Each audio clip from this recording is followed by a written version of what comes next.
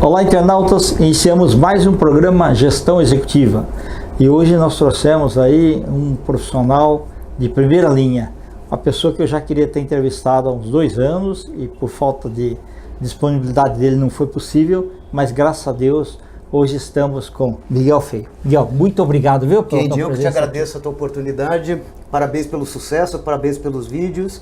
Obrigado por compartilhar histórias de executivos aí fantásticos, eu acho que inspiram aí um monte de gente, né, para ver a nossa carreira, para saber o que a gente está fazendo e tudo aquilo que for de aproveitável para essa garotada que está vindo aí, não só para garotos, mas para qualquer outra pessoa que a gente possa conversar aqui, né, vai ser um privilégio meu poder compartilhar os conhecimentos com você. Muito obrigado. Pessoal, vocês já viram que o homem é bom de marketing, né? Miguel, conta um pouquinho onde você nasceu, tá? Um pouquinho sobre as particularidades, países que você viveu, tal, e em que momento que aflorou em você assim, ó, eu vou ser homem de marketing. Boa. Eu nasci em Portugal, nasci na cidade do Porto, em 1961, quando o Gagarin disse lá em cima que a Terra era azul, tá certo? E os meus pais vieram para o Brasil, mais propriamente para Porto Alegre. Eu tinha 2 anos de idade, então me alfabetizei aqui, cresci em Porto Alegre, né? Já morei em Portugal depois e eles me chamam de Brazuca, mesmo sendo português, certo. Eles me chamam de Brazuca porque falo como brasileiro, tenho, sim, os costumes, tenho DNA e não tenho sotaque português, perfeito. Apesar dos meus pais com 80 anos, né? E já com 57 anos de vida no Brasil, ainda mantenho o sotaque. Tá, okay. Mas eu não tive ou oportunidade ou não peguei. Então eles me chamam de Brazuca. Fiz a minha formação em Porto Alegre, sou graduado em administração de empresas pela PUC.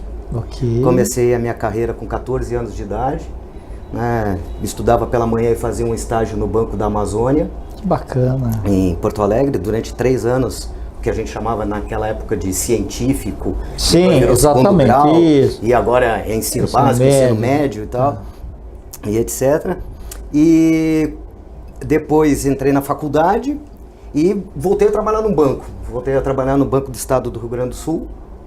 E um dia eu estava lá na PUC e vi uma vaga de trainee por uma fábrica, uma Springer, que fazia ar-condicionado. Perfeito. E eu fiquei olhando, fiquei pensando e disse, cara, eu não quero ser bancário, eu quero ser banqueiro. E para ser banqueiro você tem que deixar de ser bancário. Exatamente. Isso. E aí eu larguei o banco. Cheguei em casa depois de 5 anos do banco e a minha mãe, cara, cortou relações comigo durante 6 meses.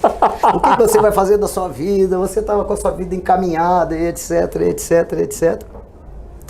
E eu entrei na fábrica, nunca tinha entrado num chão de fábrica, entrei na fábrica e a empresa estava numa época de transformação, mapeando processos, mapeando processo comercial, processo de compras, processo de logística, estava implantando sistemas.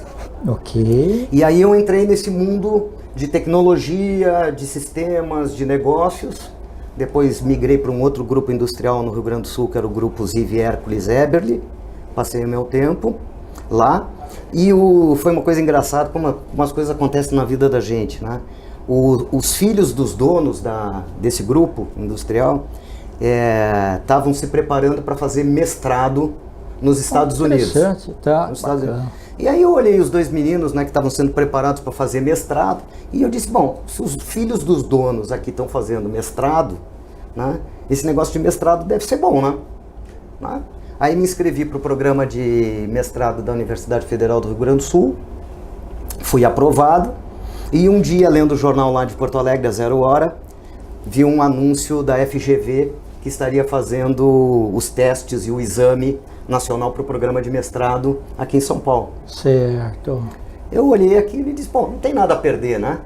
Fiz o exame, já estava quase tudo certo na minha vida de continuar trabalhando na empresa e fazer o mestrado na Universidade Federal do Rio Grande do Sul, quando naquela época a minha mãe recebeu um telegrama Imagina, telegrama. Sim. Quando se recebia telegrama era só notícia ruim. Exatamente, né? Não tinha WhatsApp, não tinha e-mail, não era. Ou você fazia telefone fixo, Sim. ou você fazia telegrama. Aí eu disse pra minha mãe, pô, abre o telegrama aí. E era um telegrama da FGV, dizendo para eu entrar em contato com eles que eu tinha sido aprovado no programa de mestrado da FGV. E aí você fica naquele dilema, né? Diz assim, pô, você tá com a tua vida lá, tá empregado, vai fazer teu mestrado. Isso. Vai pra cidade grande. Isso.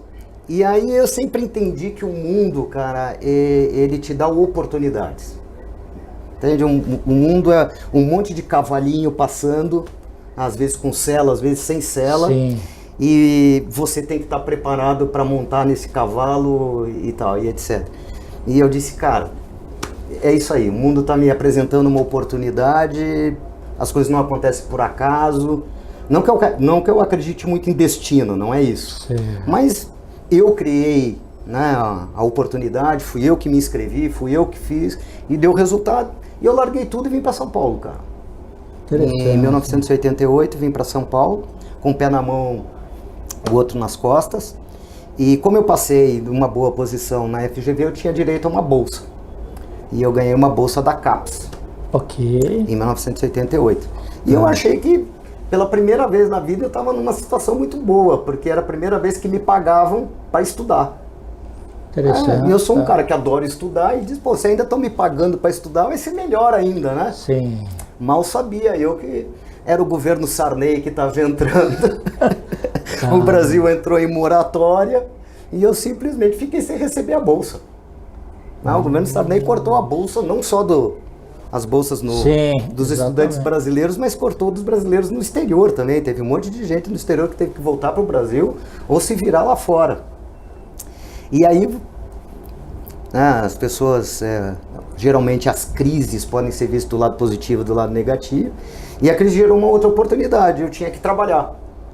E aí tinha uma empresa de consultoria aqui, também na parte de chão de fábrica e tal, e etc., que já tinha prestado consultoria para as empresas que eu trabalhei no Sul, que soube que eu estava aqui e me convidou para trabalhar com eles. Puxa, interessante. E aí eu fui me tornando consultor de chão de fábrica, trabalhando logística, estoque, armazenamento, layout, estruturação de processo. Estruturação de processo. Era a época da aplicação das metodologias japonesas no Brasil. Ok, de qualidade total. TQM, Total Quality Management, isso. Just in Time, Kaizen, Kanban, Certo. 5S. E eu fiquei durante esse tempo, depois veio de novo mais uma crise com o Plano Collor, Sim. que ele congelou o dinheiro de todo mundo. Exato. E ficamos lá 6 meses de novo sem receber, mas trabalhando. E aí eu disse, olha, todo mundo está dizendo que a saída do Brasil ou é o Galeão ou é Guarulhos, na época. Então, literalmente. Então, quando esse pessoal jovem hoje fala para mim de crise, eu digo para eles, pô, é a primeira vez na vida de vocês que vocês estão passando por uma crise, né? Você que tem 18, 19, 20, 25, 25, é a primeira vez que você está passando por uma crise. Na nossa vida a gente já passou por algumas. Exatamente. E por algumas moedas também, né? Porque o dinheiro aqui no Brasil, você lembra, né? Do Cruzeiro Novo, Cruzado Novo, e etc. Aí eu resolvi fazer o quê? Eu resolvi pegar o meu currículo, passar o meu currículo para inglês, para francês e para espanhol, e mandei o meu currículo para vários escritórios das grandes consultorias que tinham no mundo. Tá. E aí eu já estava trabalhando aqui no Brasil quando eu recebi um telefonema da filial dessa consultoria aqui em São Paulo, perguntando se eu tinha mandado meu currículo para o escritório deles de Madrid, na Espanha, e que eles gostariam de falar comigo. Aí eu fui até lá e os caras disseram, Miguel, os caros gostaram do teu currículo, tem uns projetos em Portugal. Ninguém falou que era para você torear os touros lá? Nada. Não foi. Eram projetos, eles tinham 2 projetos em Portugal e precisavam de alguém que falasse português e que tivesse conhecimento de logística, transportes e tal, e etc. Eu me lembro que era o final de 1990, estava quase na época da Guerra do Golfo, que o Bush americano se ajoelhou para que o Saddam não fizesse aquele tipo de coisa, etc. E eu disse, bom, onde vai ser a entrevista? Na época não tinha Skype, videoconferência. Exato. Não, você tem que ir para Portugal e depois você vai para Espanha para fazer a entrevista. E eu disse, tá bom, como é que é? Não, fica tranquilo, a gente manda passagem para você e tal. E era tudo físico mesmo, não tem negócio de... Não tinha nada de Exato, ficar Skype, FaceTime, WhatsApp, não tinha nada. Aí eu fui para Lisboa, fiz a primeira entrevista com o diretor do projeto, que na época era os Correios de Portugal. E depois, à tarde, eu peguei o avião, fui para Madrid, onde eu fiz a reunião com os dois sêniors, com os dois sócios sêniors. A vantagem da Europa é que é tudo perto, né? Tudo perto. 45 minutos, fiz Lisboa, Madrid. Certo. E terminei a reunião ali por volta do meio-dia, 2 horas da tarde, eu estava no escritório da companhia de consultoria lá na Espanha. Fiz a reunião lá em português, espanhol e inglês. Acho que o pessoal gostou de mim. Sem dúvida. Né? E fizeram uma proposta de trabalho.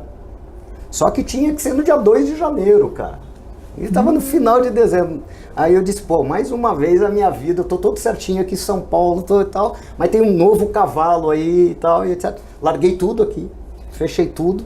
Tal. Isso foi dia 1º de ano? Passei já o 1º de ano lá e tal. Aí comecei a trabalhar no projeto dos Correios de Portugal, depois trabalhei na Petrobras deles, que chama Petrogal. Certo. Aí fiz um estágio com eles em Boston, lá em Massachusetts, para TQM. Aí fui para um projeto lá de avaliação da petrolífera portuguesa, da Petrogal, que eles estavam pensando em privatizar.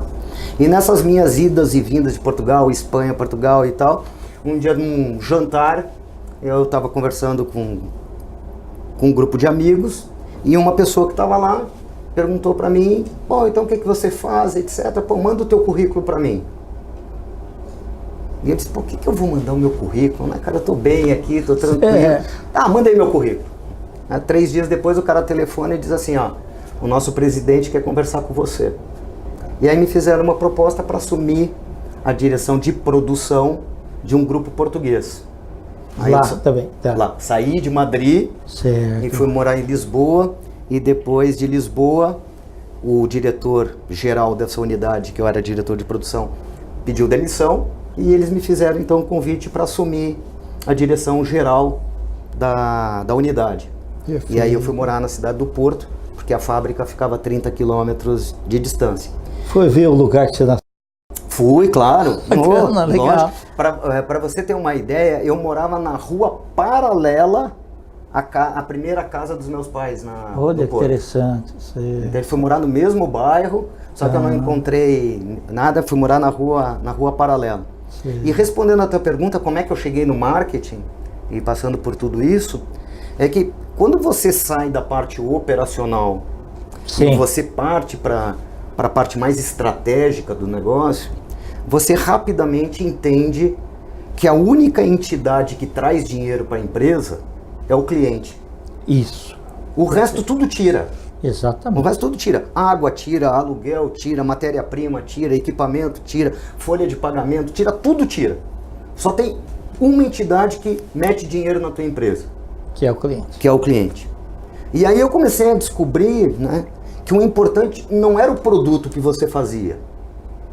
O importante era o que o cliente via no produto que ele comprava. E aí, claro que isso foi levando para a questão que hoje a gente chama do campo de marketing. Infelizmente as pessoas acreditam que marketing é propaganda. É verdade. 99% das pessoas acreditam que marketing é publicidade, que marketing é propaganda, que marketing é anúncio na televisão, que é um folheto, que é um e-mail marketing. Agora fala muito de inbound e tal, e etc. Mas marketing é muito mais do que propaganda. Eu sempre digo que a parte de comunicar com o mercado, com os teus stakeholders, é a última coisa que você faz em marketing. Antes, você tem que analisar quais são as oportunidades, quais são as ameaças, entender quem são os teus clientes, criar a tua estratégia de produto, criar a tua estratégia de preço, criar a tua estratégia de distribuição. Isso. Então, é engraçado essa coisa, né? Eu hoje dou muito curso em company, fora deles, dou muita palestra, e eu digo assim, do jeito que está o mundo hoje, né, tudo que a gente aprendeu em administração dos nossos amigos Porter, dos nossos amigos Kotler, que foram extremamente importantes, a gente tem que repensar isso tudo. Entende? Porque o Porter falava de competição. O Porter dizia que para você ter maior market share, ou maior vendas, você tinha que ser melhor do que o concorrente.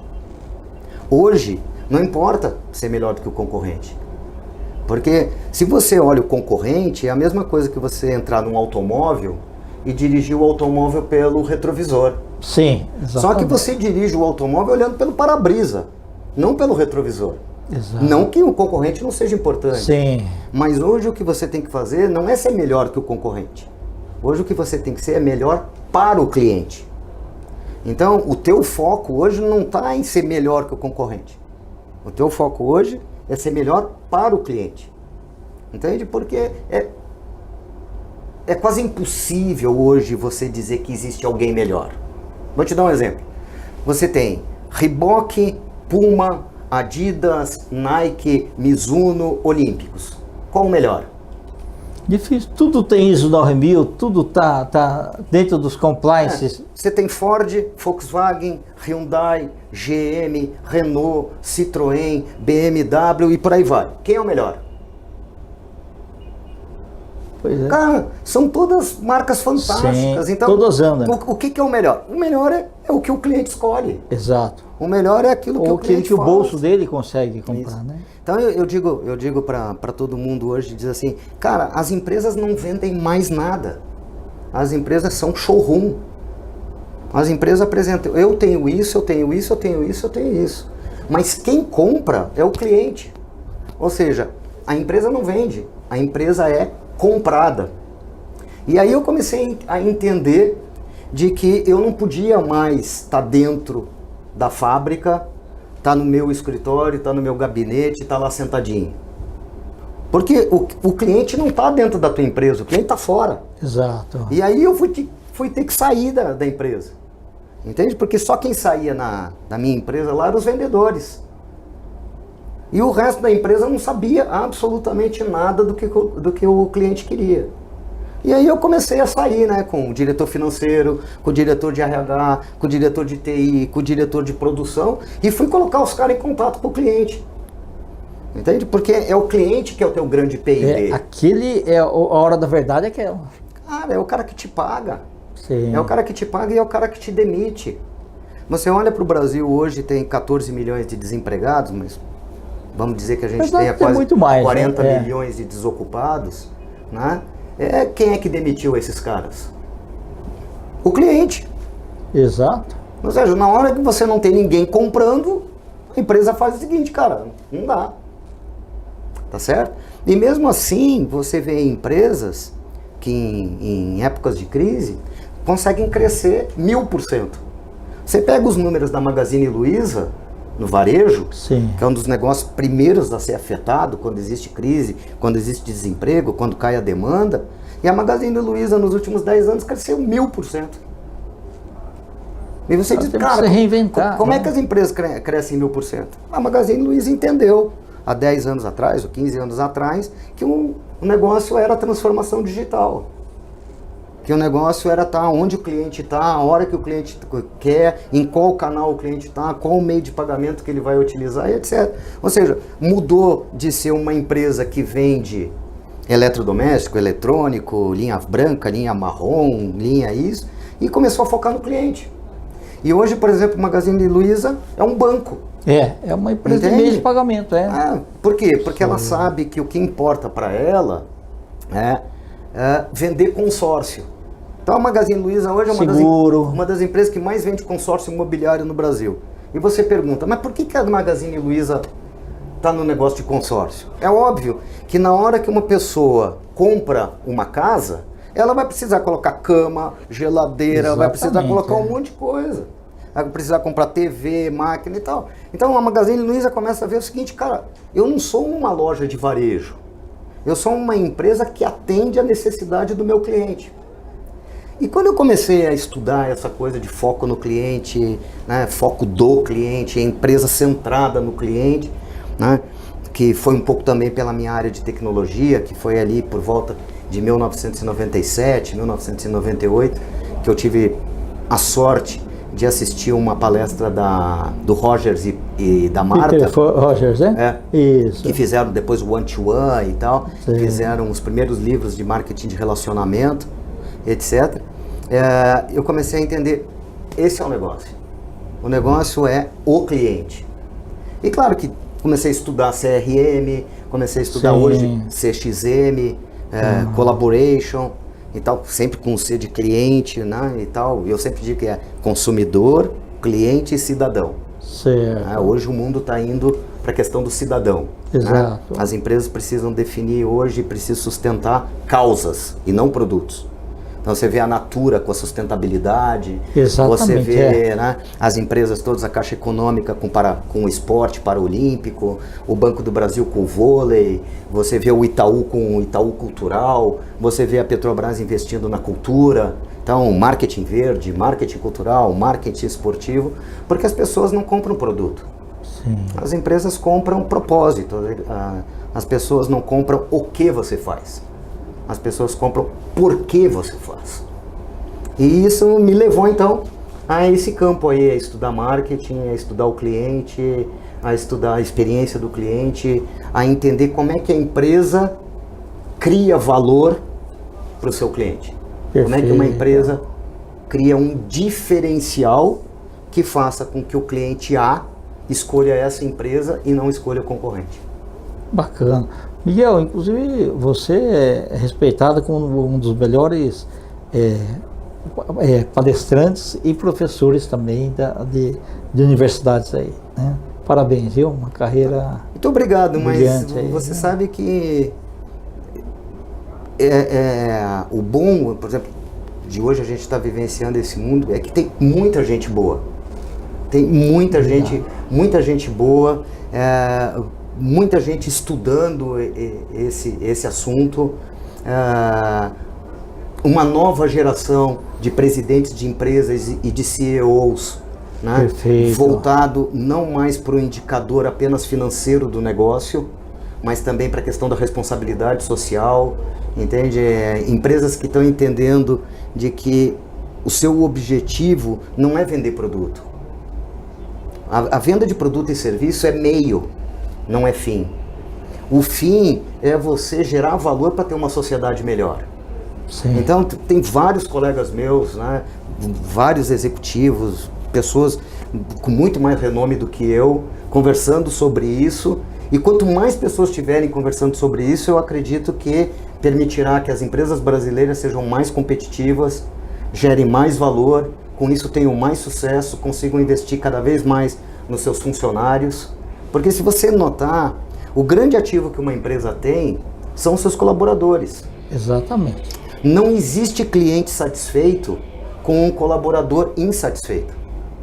Se você tiver um colaborador que não gosta do que faz, que não está satisfeito, não está feliz no seu lugar de trabalho, essa infelicidade, de alguma forma, vai impactar na felicidade do cliente. Sim. Ou do serviço ou até do produto. Então, se você notar, a gente volta ao novo C também, né? O C de cliente ou de cidadão com o C de colaborador. Exato. Entende? Ou C de colega, sei lá, e tal. Então, você vê essas novas gerações, né, com esse propósito. Com o propósito de trabalhar em empresas que tenham paixão, que se sintam felizes, entende? As pessoas não estão procurando simplesmente um emprego. As empresas estão procurando um trabalho que as realize. Exato. E quanto mais esses colaboradores estiverem realizados, estiverem felizes, mais isso vai passar para o cliente. E quanto mais o cliente estiver feliz, satisfeito, reconhecido, recompensado pela empresa, mais ele recompra, ou se ele não recomprar da tua empresa, mais ele referencia. Perfeito. Mais ele vai nas redes sociais e fala bem da empresa, menos coisas ruins no Reclame Aqui ou em qualquer outro lugar ele coloca, e etc. Então, falar sobre isso, conversar sobre isso, eu não digo mais ensinar, né? Porque eu digo que o papel do professor não é ensinar, né? O papel do professor é fazer o aluno aprender a pensar. Porque ensinar não tem problema, você pega um vídeo, você pega um livro, você pega aqueles negócios, mas o importante é o que você faz com aquilo. Exato. Entende? Então, o que eu acho que a gente tem que fazer hoje é provocar cada vez mais o pensar. Focar mais no porquê que a gente está fazendo as coisas. Ok. E não muito no operacional, no como. Perfeito. Porque o como muda todo dia, Kendi. Exatamente. Entende? A gente, para escrever, depois a gente passou para a máquina de escrever, depois a gente passou para o computador, para o PC, e hoje a gente nem escreve. Exatamente. Hoje você manda um áudio no WhatsApp. Isso. Mas a necessidade de se comunicar e dizer algo continua a mesma. O que muda é o como. Como que a gente comprava, como que a gente estudava, como que a gente namorava, o como muda todos os dias. Exatamente. Agora, entender o porquê das coisas, pensar por que as coisas acontecem, pensar nas oportunidades, né? Ter insights, gerar ideias, conseguir executá-las, implantá-las e lançá-las com sucesso, é isso que me parece que é o nosso dever, né? Já de 57 anos aí de experiência, né? Maravilha. Para passar Perfeito. para todo esse povo Miguel. aí. E você ajuda muito aí com os teus Obrigado. vídeos, né, colocando aí nos teus canais e etc. E se por acaso uma pessoa, né, olhar o vídeo que a gente está fazendo agora aqui e tiver um insight, uma ideia, ou tiver alguma coisa, a gente já cumpriu o nosso dever, cara. Perfeito. Miguel, muito obrigado pelo seu conteúdo, uma verdadeira aula mesmo. Imagina, nada. Você quer deixar algum contato seu? Cara, assim, eu participo da maior rede profissional do mundo, que é o LinkedIn. Perfeito. Então, se alguém quiser de alguma forma me encontrar, eu estou totalmente à disposição para trocar ideias, para compartilhar. Sou uma pessoa que durmo muito tarde, eu vou dormir lá por volta das 3 horas da manhã, 2h30. Então, se alguém quiser me chamar ali no inbox, né, se quiser entrar no LinkedIn, colocar lá Miguel Noronha Feio, tá certo? Perfeito. Tem uma fotinho lá que é 171, tá certo? Tal, uma fotinha aí de 10 anos atrás e tal. O pessoal vai estar me vendo na câmera e vai dizer, pô, mas não é esse cara aí e tal. Mas se alguém quiser entrar em contato, Miguel Noronha Feio, meu telefone é o 11 de São Paulo, 99648-0848. Se quiser me adicionar no WhatsApp, fique à vontade, porque eu acho que é isso que a gente tem que entregar daquilo que me deram, eu tenho que entregar de volta. Meu amigo, muito obrigado, cara, viu? Kendi, muito Olha, obrigado. Cada vez que eu estou com você, eu aprendo muito. Muito obrigado. Obrigado eu. Internautas, com os agradecimentos a esse grande profissional Miguel Feio, nós terminamos mais um Gestão Executiva. Um grande abraço e até a próxima.